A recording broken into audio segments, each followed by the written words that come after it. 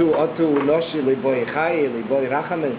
Says they daven also, Be'emes, when you look today in different places, in the different contractions that come out in Chabad and the Rabbanim went through a whole list of tefillahs that women are obligated every day. Then, women Lamosha that are busy and this and that, and B'meila they can't daven a whole, so there's certain things that they can take out, but it's like there's like a whole list that they weigh everything separately. I saw already 2 articles about it that they discuss the obligations, what parts of davening they're obligated. The Alter Rebbe says when Ger Shachar is he says Mincha depends on them what they want to do.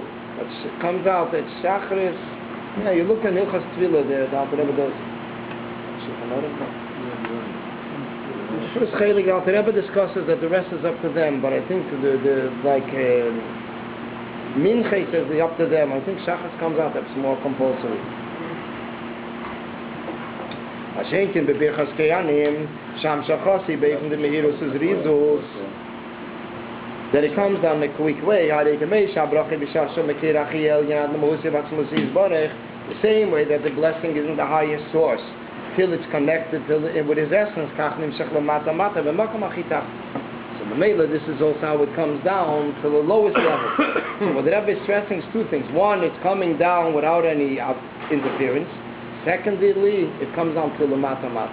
All the way around. So Mamela, the Bracha is the moment, no? The Bracha is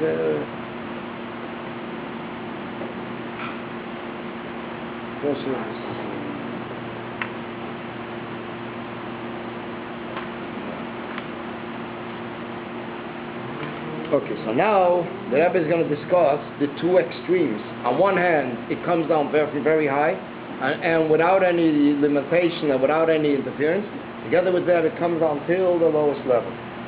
Till a level, I don't know if the Rebbe mentions it in this Maimer, that v'yishmerecha, he says it here also, v'yishmerecha, that it comes to a place where you need protection. And that's where the blessing also comes down. So now the Rebbe begins explaining it. The reason that the union of Birchas Kehanim is in a very quick way, without any obstacle, because Aaron is a Isha Chesed. Aaron is a Isha Chesed. The says is Poshet Ish of Chesed, goodness, and B'meila Tzinion of Ashpo.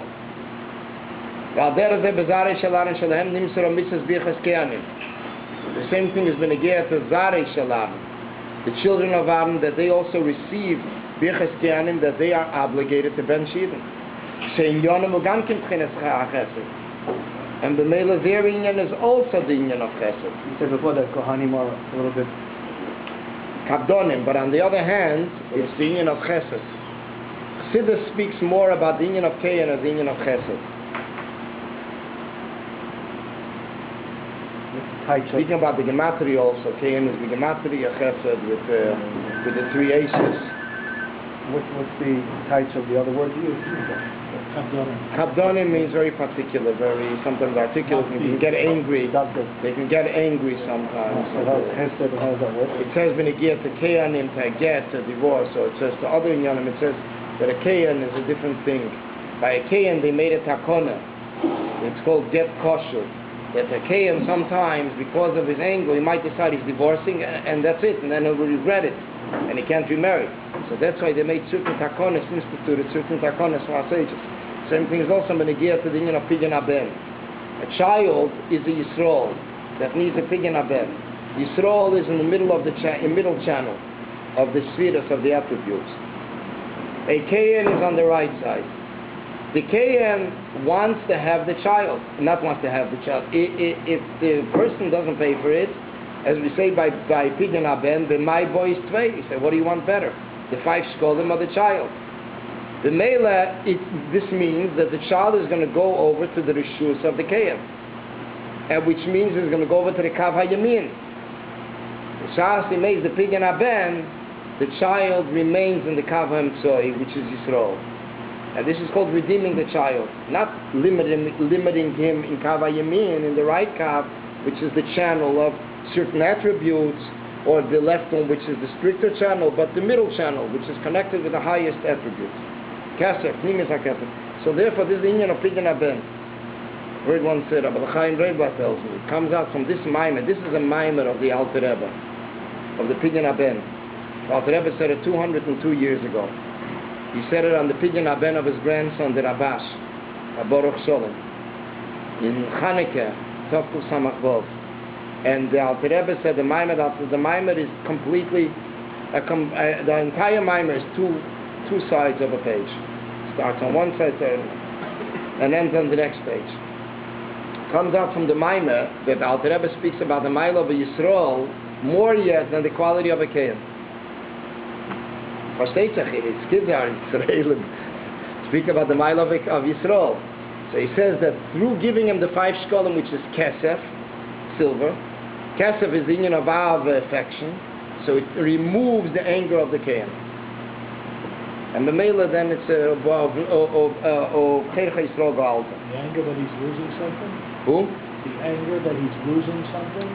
Not that his anger, it takes away his kped, that he's being compensated, he's being comforted, it like removes it. This is the way the Alter Rebbe explains it. It's very interesting. The Maimer begins Kadosh Likol B'Chir, and the Frierdiker Rebbe said the Maimer on his Einikos Pidyon Haben, L'Pei Gimel, 1923, and his grandson's Pidyon Haben. It's printed today in Tovkuf Samach Vov. Historische junge Leute, der hat Pidyon Haben, different junge Leute have this Maimer.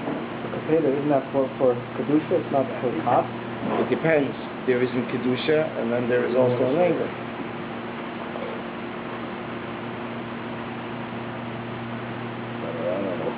It says, for example, that the Malachim Lamailo, the fear that they have, the sweat from their fear is something that comes out in the physical world. Thunder, lightning. It says that this is the Yiras HaChayis.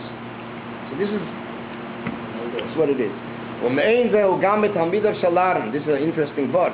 Not only the children of Adam, but also the students of Adam. To